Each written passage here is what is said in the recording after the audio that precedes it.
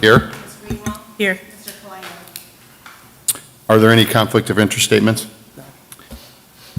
Moving on to approval of the minutes of the meeting of August 24th, 2023. I recommend the approval of those minutes. And I concur. Bid openings, I see none. Matters from other department heads or their representatives.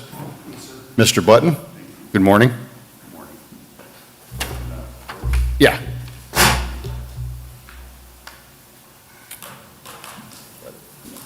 Good morning to the board. Good morning. So I have for you this morning an action to do a full closure of Hammond in Michigan, as was done in early August. I have representatives here from the contractor Passion, Mike Woods, Drew Murtaugh, and Anthony. Same item, it's on 9B. No, sir. No, sir. So they're here to help me answer any questions that you might have or council might have regarding the closure. This was a closure that we had in early August that we attempted to make the bridge set, and there was some issues that transpired and some corrective actions that were taken. They're here now to make a request to set that bridge again. Last week, I met with these gentlemen and talked about what are we going to do to make sure that the schedule gets maintained. The request is that they close Michigan and Hammond starting Tuesday, September 5th, and reopening the 17th of, it might be the 18th, I think it's down for the 18th, which is a Monday, September 18th, to reopen that intersection.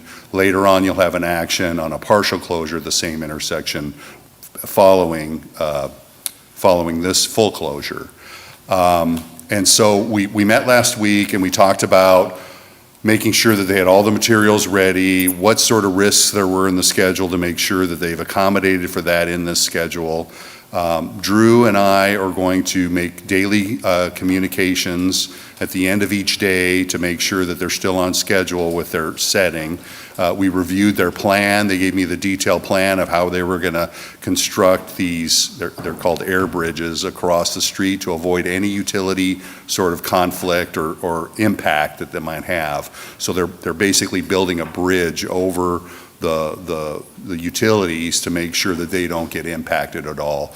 And they'll build shoring columns underneath the bridges so that, because they come in two pieces, right? They've assembled them in two pieces and they have to splice them in the middle. And so that's what they intend to do. The cranes are in place, they're ready to do the set. And so through all of that, knowing that, you know, this is a difficult situation, we sort of went through this before. We found problems in the earlier closure that helped prepare for this closure now. There were some voids under the street that we didn't know about, but the contractor undertook a process called ground penetrating radar and found voids underneath the road to our benefit, right? Because we didn't know they were there.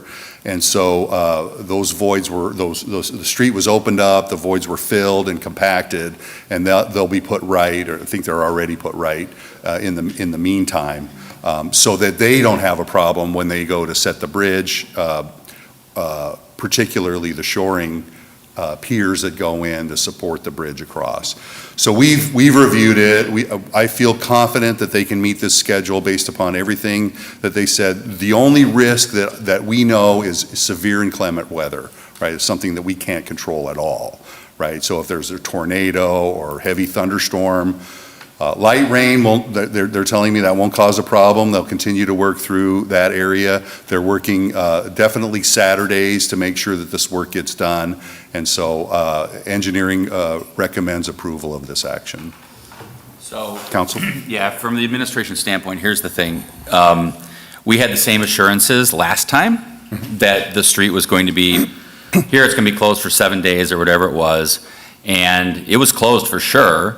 But it was closed because the crane busted a 12-inch main. The crane could have significantly damaged a 54-inch main, which would have been a disaster for the city.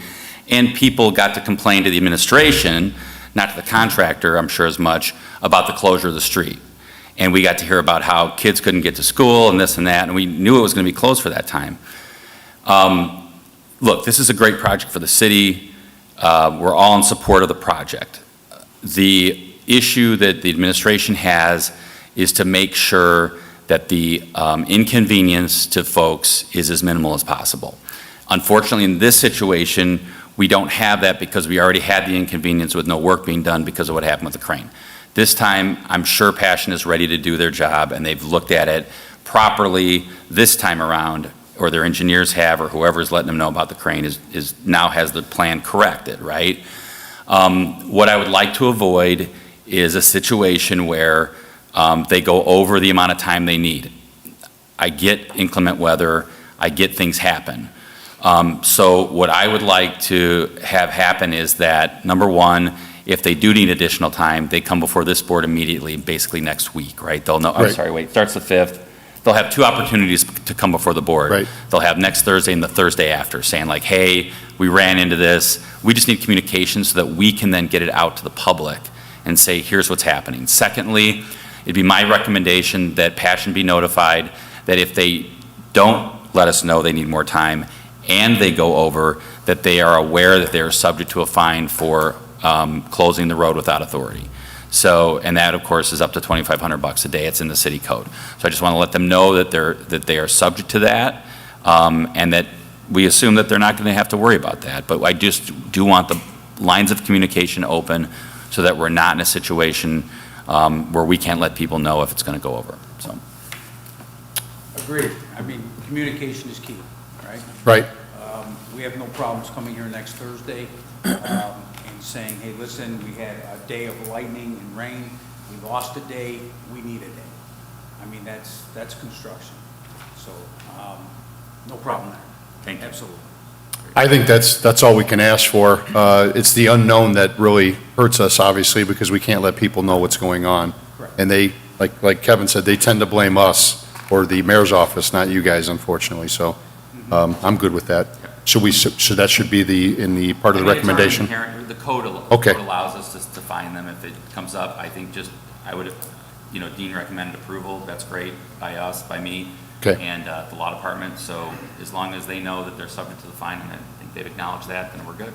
Yeah, and if Dean's getting regular daily updates, if there's an amount of rain that does stop them for a day or something, you can let us know if it's prior to Thursday, correct? Okay, yes, okay. I recommend the approval of engineering's request in regards to Passion and the closing of Hammond in Michigan. And I concur. Thank you. Good luck, gentlemen, thank you. Thanks for coming in. Thank you. Anything else from department heads or their representatives? Okay, moving on to correspondence. Letter A, correspondence received from William Short, Chief of Police, requesting the approval for Corporal Daniel Drudge to be transferred from Patrol Division to the Detective Bureau effective September 5th, 2023. Corporal Brendan O'Neill and Sergeant Jeffrey Miller to be transferred from the Special Deployment Unit to the Detective Bureau effective September 5th, 2023, and approval of the petition for retirement from Master Sergeant Thomas Hargrove, who has served the citizens of Hammond for 30 years, to become effective the close of business on November 17th, 2023. I recommend the approval of Chief Short's request. And I concur. Letter B, correspondence received from Milestone requesting to close one lane of traffic in each direction on 169th Street from Parrish Avenue to Kennedy Avenue to complete milling and resurfacing beginning September 5th, 2023 through September 12th, 2023, submitted for approval. Just when you thought Hessville was safe, we're doing a lane restriction, right? So we're not closing off every rail crossing in the city. Milestone, the mayor and Councilman Rakos have equally decided to fund the resurfacing of 169th through the Kennedy intersection through to Parrish, right? And so Milestone is requesting on Monday to do lane restrictions in order to do the milling and resurfacing in that area. Couldn't come at a better time, really, to get this work Right. done. It's not going to adversely affect traffic too terribly, right? It'll be one lane in each direction that's open all the time, and we'd ask for your approval. I recommend the approval of Milestone's request as submitted. And I concur. Thank you. Letter C, correspondence received from Special Events Coordinator Eileen Ibarra requesting permission to hold the 2023 Hammond Veterans Appreciation Day Parade on November 4th, 2023, with attached route number 2, street closure on Lyons from Calumet Avenue east to the alley for the 2023 tree lighting ceremony on November 24th, 2023. And 3, permission to hold the 2023 Hammond Holiday Parade on December 2nd, 2023 with attached route. Yeah. Okay, I recommend the approval of Ms. Ibarra's request. And I concur. Letter D, correspondence received from the Controller's Office requesting the approval of the renewal of amusement device license for Fraternal Order of Eagles, number 3117. I recommend the approval of the Controller's Office request. And I concur. Number 8, matters from board members. There's a letter here from Jose Manzo. I, Jose Manzo, respectfully request to have the south alley of the 500 block of Goslin Street closed on Sunday, September 3rd, between the hours of 4 p.m. and 11:59 p.m. We are having a birthday party for my daughter and will like the alley closed to set tables and chairs to accommodate the guests. I regret the late request, but he was unfamiliar with the process of having an alley closed. Thank you for your consideration, Jose Manzo. The time is... Yeah, he's requesting 11:59 p.m. We've been, is he here? Is that? Yes. Okay. How you doing, sir? Good morning. I don't believe we have a problem with the request other than the time that you're going to end. We like it ending at 10 p.m., not 11:59. That's much too late. So I think we are willing to approve it from 4 p.m. to 10 p.m., and we hope that that's good enough for you. You good with that? Okay. You have something? No, thank you. Okay. Okay. I recommend the... Thank you for the approving the late request. Oh, that's okay. They were not sure of the process. No problem. Yeah. Okay. I recommend the approval of Mr. Manzo's request with the edit of the time to 10 p.m. And I concur. Anything else from board members? Nope.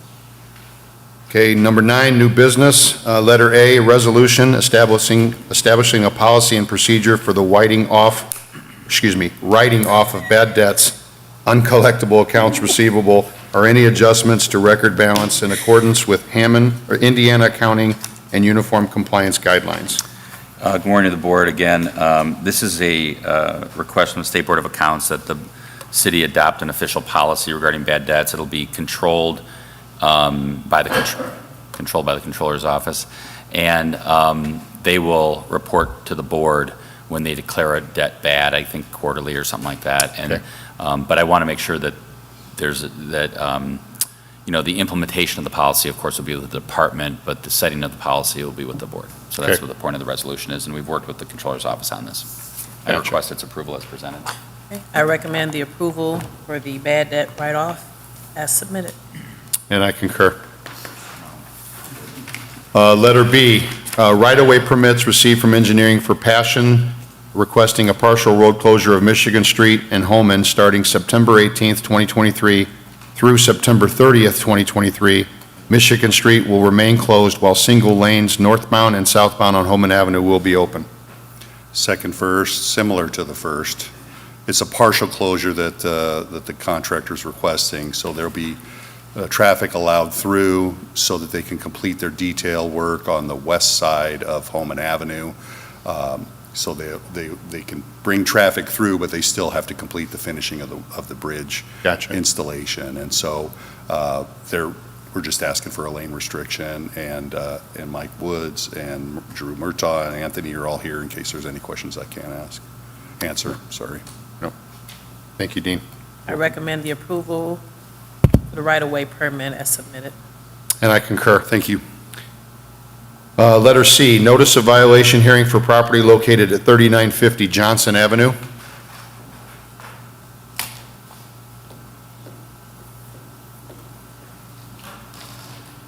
Good morning. Good morning.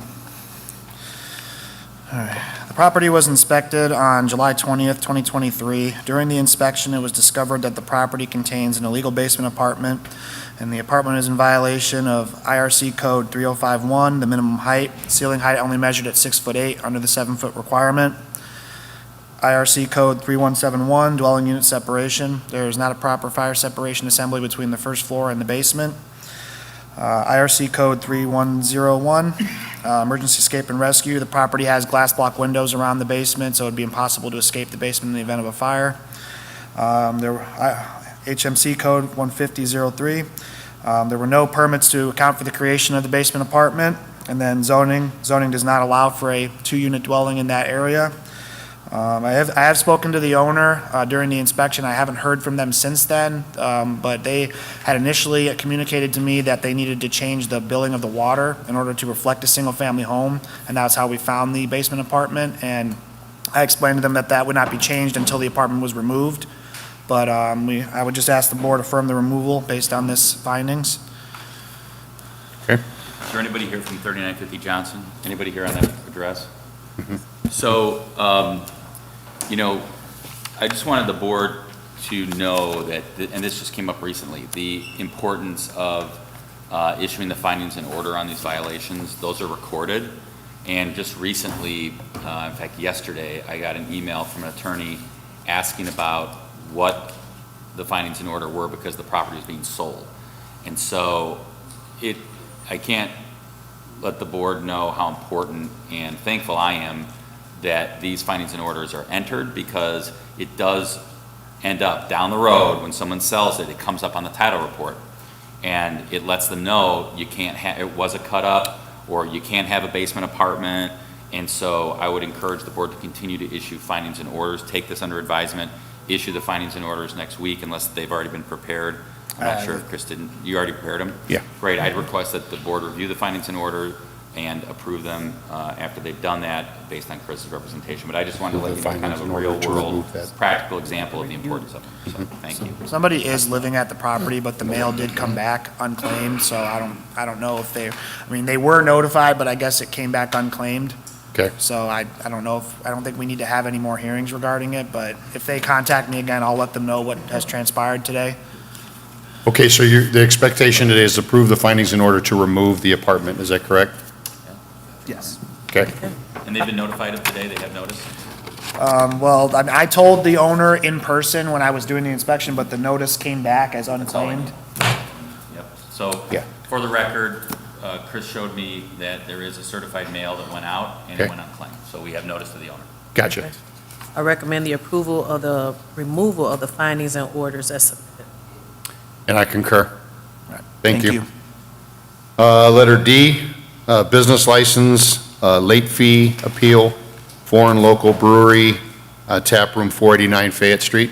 Good morning. Good morning. I have my business at 489 Fayette Street, where there was recently Sour Note Brewing. My name is Michael Glowacki. What was the last name, sir? Michael? Glowacki. Got you, okay. And because there was a previous business there, we have mail forwarding on our address from letters that will go to either 18th Street or the Sour Note Brewing. And a lot of times I don't get my mail from USPS. And even when I go to the post office, it's kind of a toss-up between if it's actually been sent to their P.O. box and then, trying to get someone to see if they can go through their mail and see if mine is in there. So I haven't received like any notification of the business license renewal up until I want to say the third week of July or shortly after that from Tom Novak. So I would just like to appeal the late fees. I've already paid the $305 of this year, but I was contacted by Dan Koima, I believe. Don Klein. Yeah. Sorry. Okay. So you currently have a business license? No. No, because my previous, I did not renew last year because I just didn't know about it at all. But renew implies that you had one. Have you ever had a license? Yeah. Okay, you have a license, okay. It expired on the 22. Okay. So we owe 23, 24. Got it. Right. Yeah. So I've already paid the $305 for this upcoming year, 2024. And regarding the late fees, like for this year and the previous year, I would ideally like to get them appealed, and whatever money left over from the $305 check that I wrote can be used for the 2023 year that I did not renew as well. Yeah, I'm surprised it should be 305, right, Nick? Shouldn't it be 105? Well, it's 105 for the regular fee, however, so the issue. It's a the issue $200 was late the fee. last valid license that was issued here expired June of 2022. So we're here for 23, and then 2024's payment and license application was submitted after the applicable deadline. And so it was late it would have been late for this year too, so we did not process that payment because the previous year's wasn't taken care of, and then it was late this year. So, this check was not cashed, the application was not processed because there was previous years owed. So he would be here to appeal the late fees for 2023's license and 2024's because it was late this year. There's an invoice here, but, you know, I'll leave it to the board. He did have a valid license, beginning in 2022, and then subsequently for 23 we missed, and then 24 we were late, so we couldn't process that. I mean, to me, it's a new business. I think everyone's happy that Sour Note Building's getting used. That's a good thing. It sounds like they did take the effort to register it initially, which is great. Right. And, you know, it's on a kind of a weird cycle. It's Right. like June, what is it, Tanisha? It's June 30, right? And they get a month, like a 30-day grace Yeah. period. So I don't know, Nick, what your recommendation is, but. Yeah, we haven't had any issues out of the property. Most likely if Tom notified him, it's because if he was applying for like a temporary sign permit or something like that, we check the licenses status before issuing any of those. But yeah, it's the first time he was late. It's a new business, so I mean, as long as he understands that this isn't a consideration that's provided, you know, every time, just want to make sure they're on time. And it's annually, every time. I'm not sure if the controller sends out reminders or We're gonna anything. start doing that. They Okay. haven't done it yet. So it's just something that, you know, it's kind of the business owner. I also did want to bring up, because, you know, for a small business like me, like $300 isn't like an insanely huge amount of money, but it is sizable for, you know, a business of our size. And I just think that it's a little unfair that there was zero, like, formal letters or formal emails with, you know, with that. I believe it was just a postcard that was given out for those. Yeah, and there's no That would be obligation licensed. for the city to give notice. It's a courtesy, and every business owner, you know, when they move into town, has an obligation to inform themselves of what the rules are. But I think in your instance, we're considering, you know, giving you a waiver based on the circumstances. But Okay. that's up to the board. No, I believe that's the same route we're on. The only thing I would say is, as Attorney Smith said, that's done as a courtesy, so keep that in mind going forward, that you've paid it in the past, so you know you have to pay it every year, and you're going to have to not count on getting that reminder every year. Yeah. And hopefully get your mail straightened out, however that's going to happen, so. Yeah. Yeah. But we're, anyway, as long as you know going forward, we only extend the courtesy one time usually of waiving it, so just keep that in mind going forward, okay? Thank you very much. All right, I recommend the the waiving of the late fee for foreign local. And I concur. Thank you for coming in. Thank you for your time. Thank you. To the meeting, and they'll give you a copy of that so you can take care of it. Okay, thank you. Okay, letter E, C-Click Fix, speed limit increase for 5300 to 5344 Calumet Avenue. Well, you'd find it interesting that I had a gentleman come into the engineering office yesterday asking us to post more speed limit signs on Calumet Avenue, defining that the speed limit is in fact 25 miles per hour. That ordinance was set in 1980, right? And the speed limit for that area between Michigan and Highland on Calumet is 25 miles per hour. I'm not inclined to make any changes. The C-Click comment related to the school being closed, well, as we all know, school zone limits are 20 miles per hour through that area. So while the Calumet Avenue changes, it is a state highway, but the speed limits are, as you know, under the local jurisdiction to decide what those are. I don't see why we should make any changes at this time. But does he have the right 100 blocks? I mean, because that goes, it should be like through 6,000 or 6,100. So he was specifically, or the person, as I read it, was specifically by Lafayette School. Yeah, but even that's 5,300 blocks. But 5,300. like you said, it goes all the way south to All pass. he was talking about Just that was one by little the section. school, I gotcha. Right, he said the school's no longer in service, right? It's being used as Nick D's headquarters, or Nick D's Passion's headquarters now. The school city has leased the building to the Westlake project. So it's not a school, and the complaint was that because it's not a school, the speed limit should be changed. Okay. Well, school speed limits are 20 miles per hour, not 25. So I would ask that you deny the request. Deny the request. Yeah. I recommend the denial of the request for the speed limit increase. And I concur. Thank you. Letter F, C-Click Fix dead-end signs for 7760 New Hampshire Avenue. No objection, refer to Public Works for installation of Yeah, right. no outlet or no through street Gotcha. signs as appropriate. I recommend that we forward this to engineering for follow-up. Excuse me. Public Works. Public Works, sorry. Please. So this is Okay. approved? Yeah, no objection. Approving the request. Okay, and I concur. Letter G, garage sale permit submitted for approval.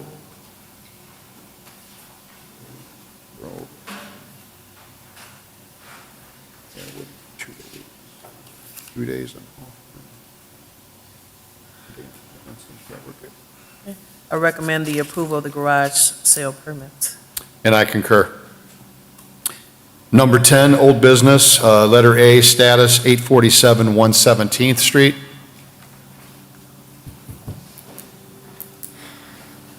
Good morning, morning, everybody, gentlemen. ladies and gentlemen.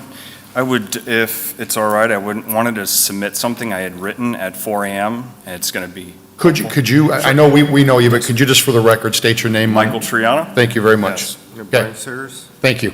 If I may hand this to Mr. Smith and Kelly. Sure. It's my notes, personal notes, and then I'll hand those to you as well. Okay.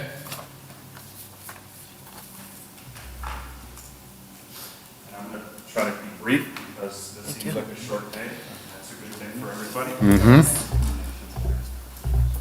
First and foremost, since the last time we were here, I do want to inform you that I failed and that I was not able to secure a roofing contractor for the chimney. It's a large chimney. I had Ivan's Roofing out there per Mr. Luter's recommendation. I was unable to get them there. It was a miscommunication. 2 weeks ago, roughly, I had Sanchez out there and I had G. Fratello. I can't pronounce that properly. I have their cards. No bids. They ghosted me. Maybe it's a liability issue. They don't want to touch something that's existing. I have Alamo coming out, and today I'm off, and tomorrow I'm off. I'm going to take some time to make some more calls to secure that. I'm requesting a little more time on that particular aspect, and then we can follow this new set of, I guess you would say, items. And I'd like to create an agenda from my perspective as to where we're at, because people can't remember certain things. I just want to state these things for the record. So if everyone will see highlighted, completed, this is a report actually from Bill Luter from a couple years ago. I wanted to briefly touch upon all of these items that are highlighted. As you will see, we've maintained the yard. We have replaced storm doors and windows as needed. We have proper ventilation per code. The chimney, as you'll see, is an issue that we have come across after we had roof inspection. So Brian paid a significant amount of money for a roof which has some issues. So we are addressing that. The exterior side of the foundation's great. No bowing, cracking, replaced windows and doors, again, is needed to meet current egress, energy, light, and ventilation requirements. There is rough framing, which had a past inspection, I do believe, as well. I just wanted to make that known. Hammond is aware of this. I just wanted to make you know aware of it and make it known so that there's no ambiguity or confusion. Highlighted complete on the second page, if you'll see, we replaced and reinforced ceiling joists. There were structural issues that were corrected.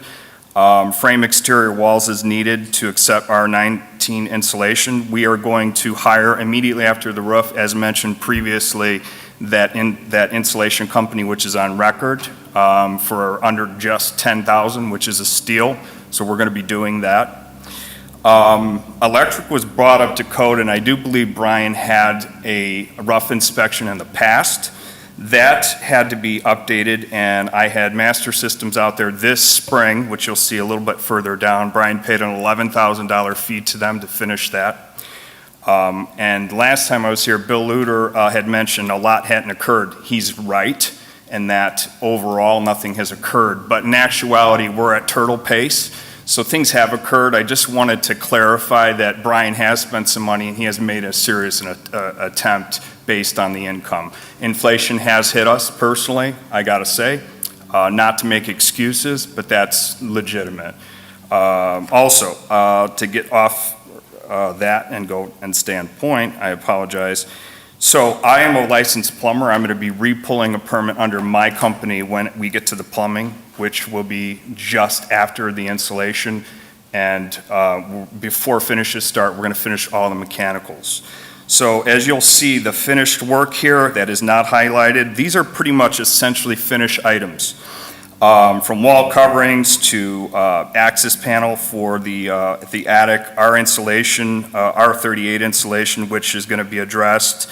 It's gonna be kitchen and cabinetry and those various things, which my mother's gonna have to choose, so we're gonna have to try to watch the budget, because that might get real high. So, aside from that, spring 2023, to reiterate, electrical rough passed. He paid 11 grand this spring, I do believe. He also paid for a front entry door of about $3,000. So, you know, he had definitely made an attempt there. Those were smaller items. But from I guess a further standpoint, when you look at this, we have met a lot of these conditions over time.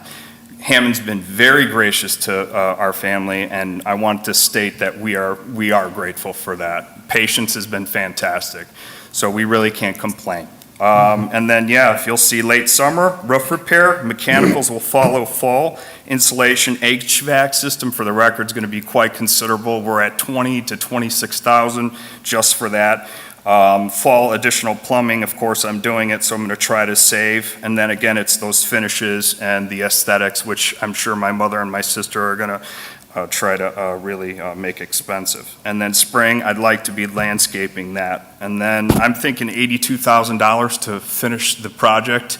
That could be maybe a little minus, maybe a little bit more, but I think it's a rough, decent estimate. And that's pretty much it. I just wanted to request a little bit more time in order to wrap up that chimney.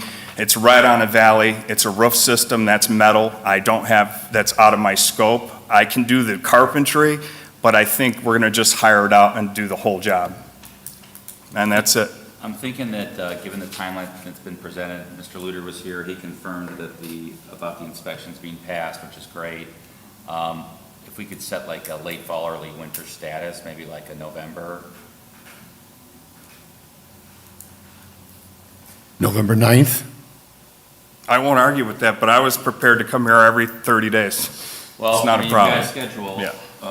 Sounds like, what I would say is that if Bill feels like you gotta come back before November 9th, he'll let us know, but otherwise, you guys good with that? Bill? Okay, November 9th. Wonderful, thank you very much. We're good with it Well, also. sorry. No, we're good with it also, Okay. so. I recommend that we set this matter for status for November 9th, 2023. Wonderful. And I concur. Thank you very, very Okay, much. Have a you're great welcome, day. guys. Thank you. Okay. Take care, guys. All right. Okay, number 11, rental registration hearings. Nick, none? Meetings open to the public. Would anybody like to speak? Chris, you good? Sir, you have something back there? Come on up to the mic. Luter, I thought you were going to speak as a pundit on that matter. Yes. Good morning. Could you give us your name, please? Brandon Richardson. Good morning, Brandon. All right, how you doing? What can we do for you? I was concerning property 5213 on Holman Ave. 5213 Holman Avenue? Yes. Okay, what are you concerned about? It was supposed to be due for a demolition. I was trying to stop the demolition by getting ready to do some work on do a rehab on the building. And You own the building? yes, Okay. Are you aware of the building? Yes, sir. Okay. Yeah, 5213 Holman, this is the basic office building. Oh, I know, okay, yeah, gotcha.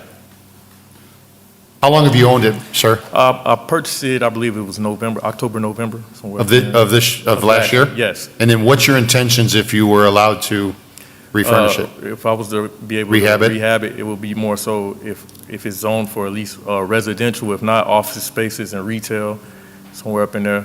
But more so, I would love to do residential in it.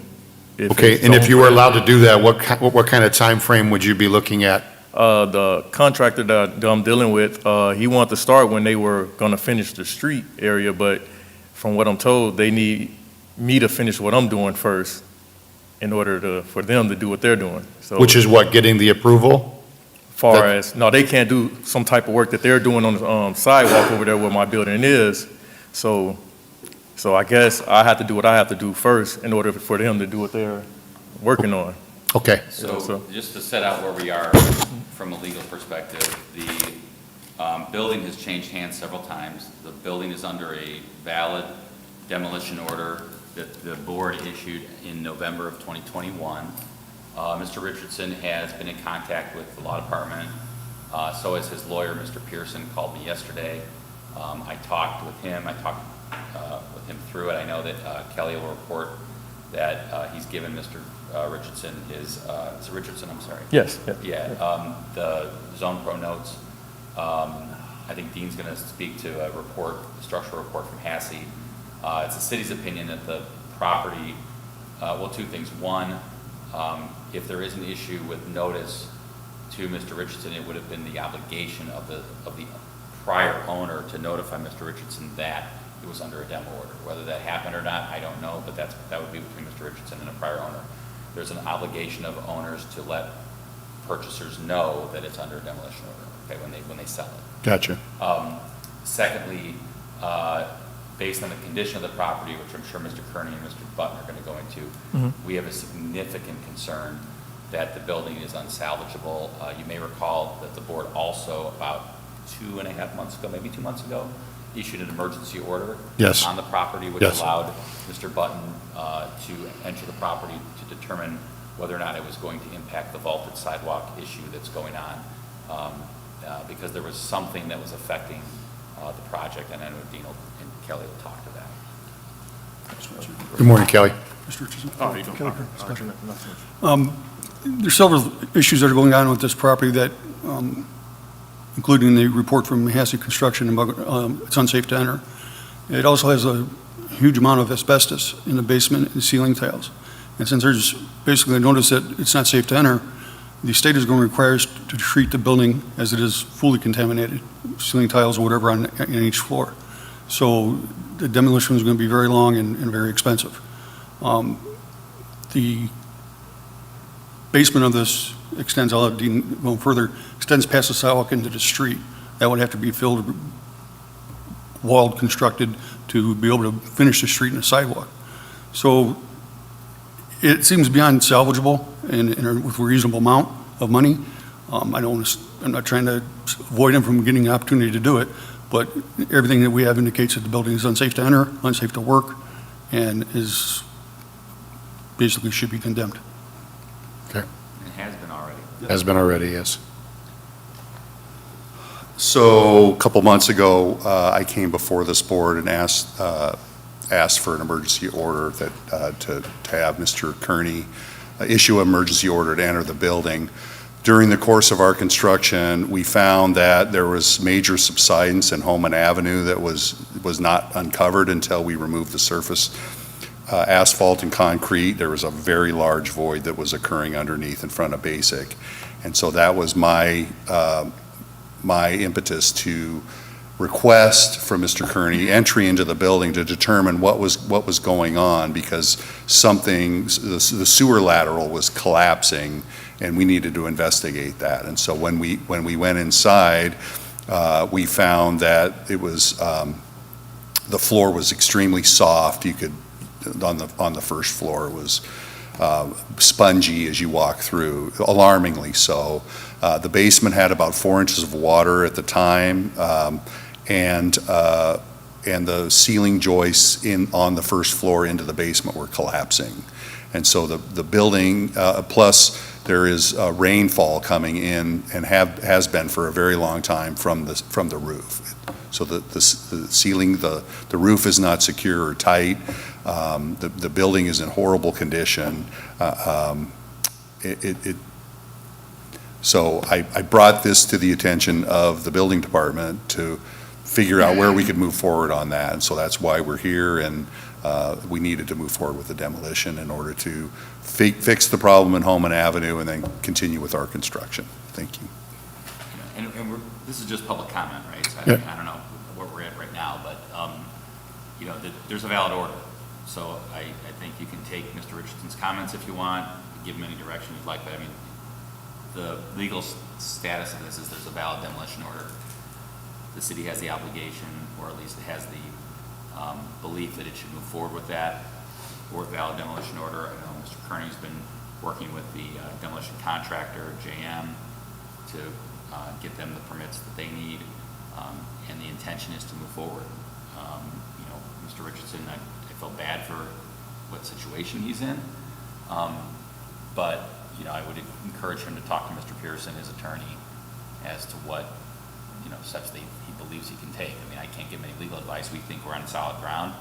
We have a valid order, and there's nothing really. The appeal time's long gone. He's a subsequent owner from the original owner that we got the order on, but we feel like we're good on solid ground legally and going to move forward. Mr. Richardson, did you get the email I sent you about the Hassett construction letter? No, I'm sorry. bad for him, Did you get but the we have to go letter by that the I emailed you? Oh, I got, Hassett Construction. I believe I came up here and got, but I got some mail from the Just- attorney yeah. email and Okay. said an email. Well, after this, I'm going to come down to my office, and I'll give you that Yes. letter, make sure you Yes. get it. But it was more so like a printout, printout of things that's been going on with the building. That's his own phone notes, that's Yeah. was the one you get. I actually got the letter from Hassett Construction that I gave you. Right. A copy of it, you can read that, and maybe be a little more enlightened with why we're in this situation. The other thing I was going to mention is that I talked to Mr. Richardson about this. I said, listen, and he was concerned, and rightfully it should be, about a lien being placed on his property for the demolition. And I said, you're still going to own the land, and the city is always open to seeing development, and we have in the past made significant reductions to liens if a good development plan comes forward. And given the condition of the property, we've seen this before where people allow their property to be demolished and then start fresh. And I don't know, I mean, it's up to him to figure out whether or not that's a good situation for this property, but, he will still be the deed title owner of the property after all this. so I guess my question for you, Kevin, because it's public expression, we don't need to take an action here? No, the board's already taken action. There's Right. no action to take, but so. Mr. Richardson, I hope you heard everything they said, and if we were to take action, we would, of course, tend to follow their direction because they're the experts in the field, we're not. So hopefully everything Attorney Smith just said you took into consideration. Contact your attorney and kind of find out what your next, plan is. But as of right now, we're going to follow through with the demolition. So, you'll have to do what you have to do going forward, so. So, but my question is, okay, on a demolition, am I, like what he brought up about the lien, am I to be left with that if it were to be demolition? Again, so. I mean, I heard. Yeah, it's on your property. I can tell you that our practice in the past has not been to enforce those. We generally wait to see if the property is sold or the property wants to get developed. It'll be on the property, but, it's gonna show up on the title. And I would say to Mr. Richardson that if it does somehow negatively impact him, or if he wants to talk about it, we'll try to figure that out with him. And we have an obligation to put a lien on the property. Gotcha. But our past practice has been, I think, over the last 12 to 15 years, we may have foreclosed on one of them. So, And gotcha. generally, we work them out. Yeah. And that was because of an environmental issue. So if he came up with some kind of plan, the city would probably be willing to Always. negotiate that? Always Okay. willing to look at it. So, And my other question was, were they trying to demo the building because they have to work on the sidewalk, or no, was that the reason? no, because it's unsafe. But prior to them saying that it was unsafe, when I talked to the guys, what was the company? Oh, Hassie? Yeah, I talked to those guys. They were saying they just need to get into the building to work on the sidewalk. right? So they basically were saying that they need to work on the side, I mean, in order for them to do what they gotta do, they have to get through my building, so. Yeah, I think Hassie has a different, Yeah. you know, they're the contractor for the street, right? Right. So I think they have probably a different mindset on what they're trying to get done on there.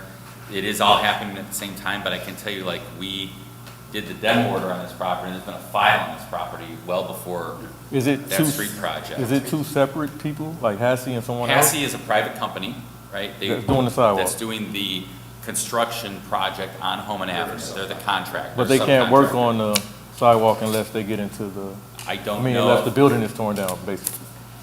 I don't, Currently, Hassie has no agreement with us because Right. if the building demolishes, then we don't need to remove that sidewalk. That'll be part of the demolition, right, that portion of the basement of the sidewalk.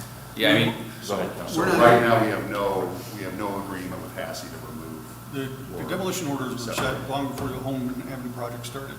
It's a matter of consequences that the situation with the vaulted sidewalks, as I explained to you, or extend, the foundation and basement extend past the front of the building into the street under the sidewalk.